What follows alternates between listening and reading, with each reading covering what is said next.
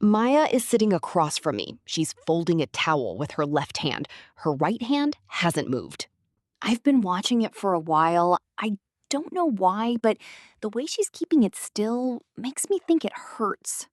She looks down at her hand. She doesn't say anything for a few seconds. Then she rubs her thumb slowly across the side of her index finger. Why are you still doing this? Because I don't know what else to do with them. I had come with a list of questions. I wrote them down the night before. Touch, pressure, sensitivity, how the hands learn what to do. But sitting across from Maya, I suddenly didn't want to ask any of them.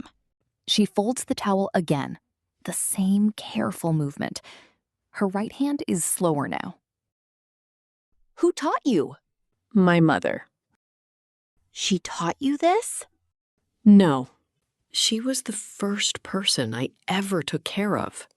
Maya looks at her hands again. This time, I have the feeling she's not really looking at them. She's somewhere else. I didn't know what I was doing. Medicine, food, time. Making things easier. But sometimes there was nothing to fix. She hated being touched when she was sick. Why? Maya takes a breath. I hear her chair move slightly. When she finally answers, her voice is quieter. She said people touched her like she was already gone. So sometimes I just held her hand. I look down at my notebook. On the page are 3 words I had written the night before. Technique, pressure, sensitivity. They suddenly look strangely small. I realized I had been asking how people touch. I hadn't asked what it feels like to be touched. What did her hand feel like? I don't remember. That's the strange part. I remember holding it. I just don't remember what it felt like. Neither of us says anything. I can hear the clock. A car passes outside. Maya's hands are resting on the table. And for some reason, I don't want to break the silence. Give me your hand. I look at her. She doesn't explain. For a moment, I wonder if she's going to show me some kind of technique. Instead, I reach across the table. Her hand closes around mine. She doesn't massage it. She doesn't move her fingers. She simply holds it. I don't know where to look. I'll look at her, then at our hands, then somewhere across the room. 5 seconds, then 10. Nothing happens. And somehow, that makes me notice everything. The warmth of her palm, the pressure of her fingers, the weight of my own hand, even my breathing. And then I notice something that feels almost embarrassing. My hand is cold. She lets go.